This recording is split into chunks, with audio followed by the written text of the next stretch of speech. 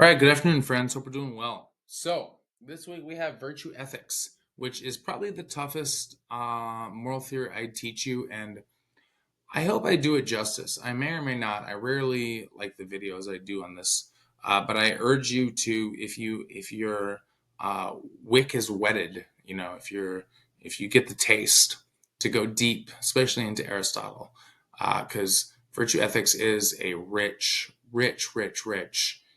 just a little subsection of the arcana of, the what humans have distilled out of the universe, as it were. So let's just dive right in, shall we? Virtue ethics. So recently you've looked at first two relative moral theories, and then some what we call objectivist or absolutist moral theories, consequentialist, ethical egoists, utilitarianism, act and rule, and then deontology or Kant's categorical imperative and that version of it. W.D. Ross is in there too.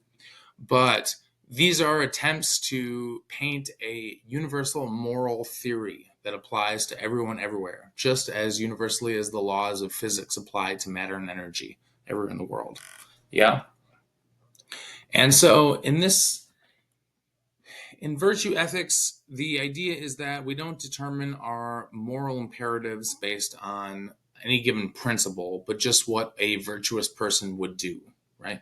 The goal is to become a virtuous character full of virtues that, therefore, in any given situation, you don't even need to know what the right thing to do is. But if you were raised well, right, you will act virtuously. And so at the onset, many of you should have your shackles raised, right? And be like, well, how do we know what to act virtuously is, right? Because again, this is action based, not action, agent based. It's not based on what the right action is, what the right motive is, right? Or what the right outcome is. And so in the case early on in the book, um, where the three kids are helping the person with their groceries across the street. One's doing it because they were told they should out of duty. They don't really like doing it. One's doing it hoping for a reward, kind of like an outcome based. And one's doing it just because they know it's the right thing to do. And they're doing it, because it comes from a place, they were told to hold the door for people. And it feels good to hold the door for them. And so it comes from a firm and unchanging nature, right? That would be the virtuous person. For Kant, the person who does it because it's the right thing to do, not because they enjoy doing it, but they're doing it because they think it's the duty obligated. That would be the thing, the morally uh, obligated thing for the Kantian, the deontologist, right? So motive is tied to character rather than principle or external duty. Allows One of the nice things is it allows for a variety of right actions for the same situation because of different virtuous peoples might choose differently. We had a case study early in the textbook where a child was dying of cancer, and do you tell them they're dying or do you lie to them, right? And you can weigh the principles of telling the truth versus doing no harm, right? But in this case, it allows for various people with various virtues act differently. And this is one of the reasons why, as much as it was a pain, I had us read The Life of Cato and The Life of Caesar, because it shows you two people who, in many ways, acted very virtuously in their own like lines of virtue, right? Um, and it allowed for many different outcomes. Yeah. Uh, and in hindsight, we can be 2020 quarterbacks. But it's a nice thing for those of us who don't like ethics to be so regimented and tied to a specific right or wrong, right? If you've been raised well, if you've developed various virtues or character traits that uh, are unchanging and firm, then likely you will handle it well. I mean, again, I feel it's so weird how I keep bringing up the Avengers, but like various comic books these days sort of like ring true in these timeless archetypes. Uh, and, like Captain America, he's got virtues that he's going to do what he thinks is right for the common good. Meanwhile, Iron Man or Ben Starks has different virtues, and he's an outside the box thinker, and he's going to come up with something fantastic, and and so it's like do you really know who's right? It's hard to, and this is one of the critiques of virtue ethics, right? That it doesn't actually give a clear right and wrong answer. But as people who are taking a class where probably you're never going to think about ethics in the same way, you're just going to go about living your life. Like, I would urge you to really, truly, truly internalize and process and reflect on virtue ethics, because it is well, there's a bunch of good stuff here. So, the principal founder of virtue ethics is this old guy called Aristotle, right? A contemporary, really a student of Plato and Socrates. Uh, and he thought, and I think this is top shelf. He thought the end of all of our actions is what we call eudaimonia, human flourishing, right? Like, back when we looked at the three categories of goods that everything fell into, things intrinsically good in themselves for their consequences, or in themselves and for their consequences, uh, all of those we chose because we thought they would bring us a better quality of life, a happier life.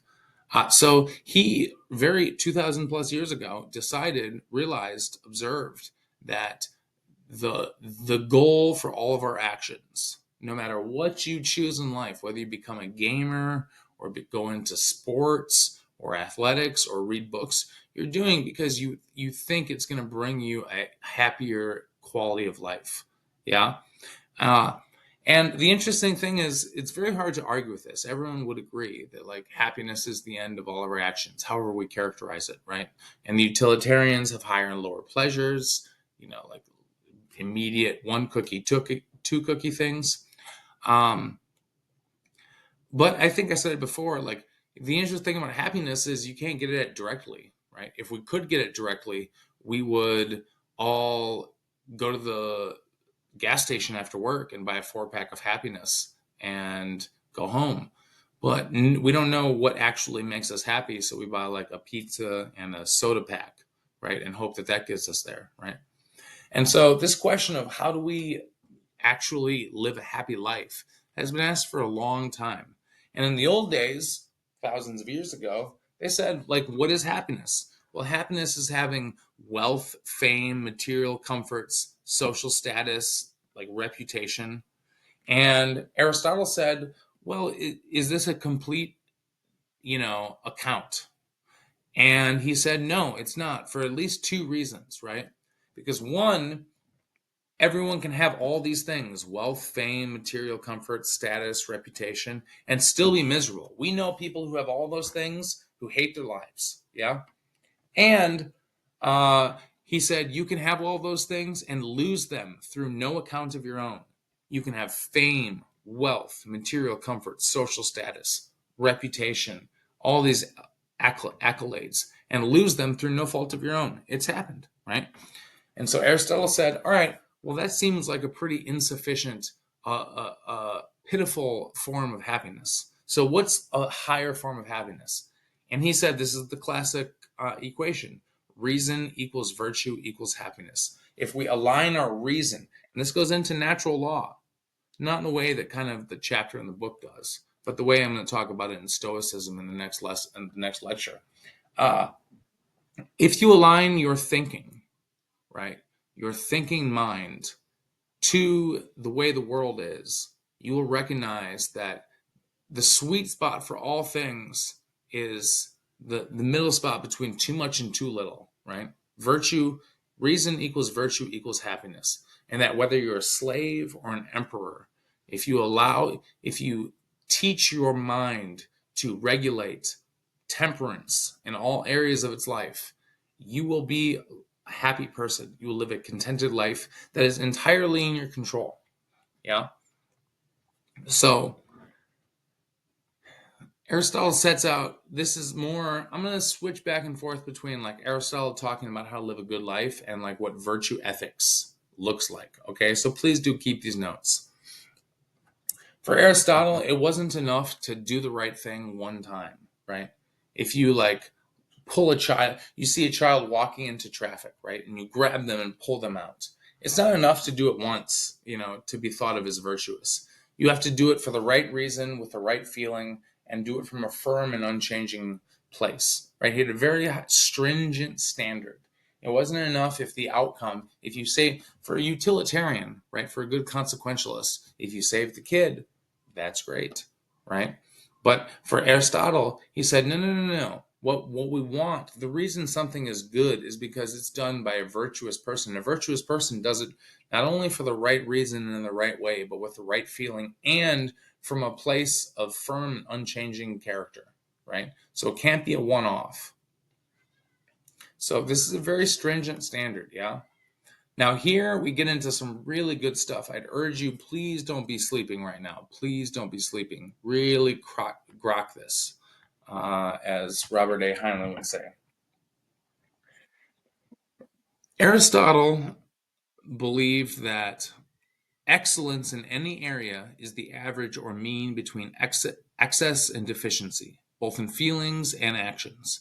So, virtue equals excellence equals the mean, the proper functioning of thing. What is it for a knife to function well? Well, it's to cut something, right? It has to do with its purpose, right?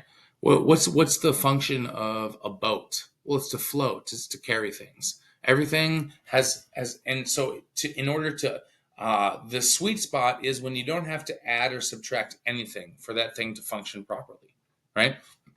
And I urge, how social should you be in your life? Well, clearly there's too much socializing, and there's clearly too little, right? How much should you play video games and indulge in your hedonistic appetites? Clearly there's too much of it, and clearly there's a deficiency of it, right? So the sweet spot varies for person to person, but clearly there's a sweet spot for everybody, right? And this is a long adage in ethics that we can't change the world into the way it ought to be based on talking about the way it is, right? But here you have this idea that if you act the way you're supposed to, right? If you if a builder learns to build by building, he becomes a good builder, right? We actually can change the way, changing the world as it is into the world as it ought to be, right? So if you recognize that you are inclined to excess, right? You drink too much, you smoke too much, you go out with friends and make poor choices, right? If you start to act like a person, I'm sure you know someone in your family, some sibling or aunt or uncle who is more moderate, who is more restrained. If you start to act like them, at first it's painful, but eventually it becomes more normalized and feels good, and you're doing what you should do, right? So here, let me get back to this little pause. So let's look at a couple of these. So I truly, truly, truly, truly, truly urge you to consider the golden mean in every area of your life. If you're wondering if there's an area of your life that sucks, maybe it's talking to the opposite sex or whoever you're interested in, right? Either you're doing it too much or you're doing it too little, or you're coming on too heavy or too light. So everything is a matter of finding the sweet spot between too much and too little. Now, Aristotle thought that the prerequisite virtue was that of courage, right? That you, none of the other virtues, not wisdom, not temperance, not, justice, not humility, not generosity, mattered if you didn't know how to be courageous in the right ways at the right time. Yeah. And so a deficiency of courage would be cowardice, right? If you have no courage, you're a coward, right? And if you have too much courage, you're impulsive, you're reckless, whatever it is, right? And that, this is one of the interesting things about virtue ethics is that it's universal and it's relative. So generosity is a universal virtue, but the right amount for me to be generous on my meager teacher's salary is different than the right amount that it's right for like Bill Gates or Warren Buffett to be generous, right? So generosity, any of the virtues, is very much tempered by who the person is and what their qualities are, right? Where they are in life. So there's both a universal and a subjective metric to it. Same with, well, I mean, any of these, right? But like the think about ambition. What's the right amount for me to be ambitious, right? Well, uh, clearly there are some people who are just more driven than others. But it's always the sweet spot between too much and too little. How much should I donate? How much should I hold my temper? Here's one of the really fascinating questions, because the next lecture I'm going to give you in this week is on Stoicism. And many of the excuse me, moral philosophers thought that we should never act from anger. Yeah, that no action is justified from anger. But Aristotle believed that, like, no, anger is like any other emotion, right? That there's a time and a place and a right way to feel it. And if someone violates your freedoms or your family in such a way, and you don't feel anger, right, at their violation, then you have a deficiency of feeling, right? Now, if you feel too much anger and are too hostile, then that's an excess of feeling, right? And so, like, for Aristotle, he thought that, like, no, anger is like many of the other emotions, and that, like, to feel it in the right way at the right time for the right reasons, like, that's a good thing, right? Uh, and that's a question that, like, people should ask themselves: is there justified feelings of anger, or is anything you do from anger, like, prone to lead you astray? Yeah. So I know this is taking a long time. I'll try to finish up. So this is an interesting um this is the difference between an incontinent person and an intemperate person. So Aristotle thought there were four uh categories of people inclined to, like, maybe tell the truth or eat a good breakfast or maybe go for a run in the morning, right? Let's say that it's going for the run in the morning. Everybody knows it's good to run in the morning. Now, uh, the lowest person, the immoderate or self-indulgent person, has no wish to do the moderate thing and does not do it. They don't go for a run in the morning, right? They eat the cheesecake. They don't care. Now, the next step up is to wish and know what the right thing to do is. The right thing is to, like, go for a run, not eat the cheesecake. But you give in to your instincts and you're overcome by your appetites, right? Now, the self-controlled person, you know, knows and wishes to do the right thing, but has to struggle against strong appetites in order to do it. So they go to the gym, they go for the run, they go home and make a salad rather than go to Culver's, right? But their instincts tell them they want to do the right, they want to indulge, they want to go to Culver's, right? Now, the truly virtuous person knows and wishes to do the moderate thing and does it and feels good about doing it. Yeah. So this is a really interesting in so many practical skill sets. And this is kind of the big thing about virtue ethics, is that, like, it's not enough to just talk about these things. Like, no matter how much I get you class to talk about virtues, it's not going to actually make you more virtuous. It's not going to make you more honest. It's not going to make you more generous. It's not going to make you more ambitious. Like, these things come from early habits. Yeah. uh, and it's an interesting thing when you learn a new skill set, or you come, let's take weightlifting or dieting, right? Let's say you're lifting weights. Now, at first, you do it unconsciously poorly. Let's say you just start lifting weights when you're a child and you don't know what you're doing. And someone comes along and says, hey, you're doing that really poorly. At first, you do it without knowing it, you're doing it poorly. And then someone calls you out on it and says, you're doing it poorly. Now you become conscious of your bad form. And they show you to do it the right way. And now the third category is to do it consciously the correct way, right? And once you've done it for a long enough time, you've learned the right form, the right process, then that behavior becomes unconscious, right? Feels good and natural to do that thing. That's the fourth thing. So in so many things, it could be washing dishes, it could be showering, it could be doing laundry. At first you do it unconsciously the wrong way. Then someone draws your attention to the way it's wrong. You become conscious of doing it the wrong way. They teach you to do it the right way consciously. And once you practice it long enough, you do it unconsciously the right way. Yeah. Oh, this is good stuff. I don't even know if I want to read it, but it's kind of, I mean, you guys have all read Cato the Younger, And this is kind of a good overlay of why Aristotle makes the case for being the virtuous man. It's a form of happiness that is entirely in your control. No one can take it away from you. No one can violate your happiness. You feel no malice. Injuries pass over you. You're not fond of talking. It is no concern of his that he should be praised or that others should be blamed. He does not speak evil of others, even of his enemies, unless it be to themselves. His carriage is sedate, his voice deep, his speech measured. He is not given to hurry, for he is concerned about only a few things. He is not prone to vehemence, for he thinks nothing very important. A shrill voice and hasty steps come to a man through care. He bears the accidents of life with dignity and grace. May we all be so lucky. Making the best of his circumstances, like a skillful general who marshals his limited resources with the strategy of war. He is his own best friend and takes delight in privacy, whereas the man of no virtue or ability is his own worst enemy and is afraid of solitude.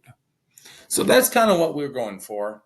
And, for a long time, I didn't actually teach virtue ethics in my ethic classes because, as much as there's so much good stuff in here, we get lost. And I know you guys are all going to go on to like a job where you're not really thinking about moral theories, right? Just living and doing stuff. And so, like, to what extent can we like teach people to do the right thing for the right way from a firm and unchanging nature? Yada yada yada. um but I want you to think about this in lieu of Cato the Younger, and how if you truly cleave to your own principles and your own choices, even if the whole world is coming down on top of you, you know what's within your control and what's not in your control. And I would again urge people to look at the golden mean. If there's an area of your life that you wish to improve, you wish it to be different, more of this or less of this, that's pretty much everything that you want to change, is too much or too little of something. Figure out what the sweet spot is. I mean, are you too social? Are you too recluse? Are you too sedated? Are you too active? Right? Almost everything is too much or too little of something. And the sweet spot, the mean, the average, the honey hole is unique for everybody. Okay? I urge you to don't look at your siblings. Oh, my brother's a doctor, my sister's a lawyer. Nobody gives two hoots. You need to figure out where you want to improve. What is the area? And I promise you, this is universal. This is one of the best things we have to offer. The sweet spot, the virtue, the excellence is the sweet spot between too much and too little. So figure out what the category of feeling or action. Are you a gambler? Okay, you're probably gambling too much. Okay. Are you a penny pincher? Okay, maybe spend some money. I promise you, the sweet spot in all areas is the mean between too much and too little. So this is a long video. You guys are great, and see you in the next one.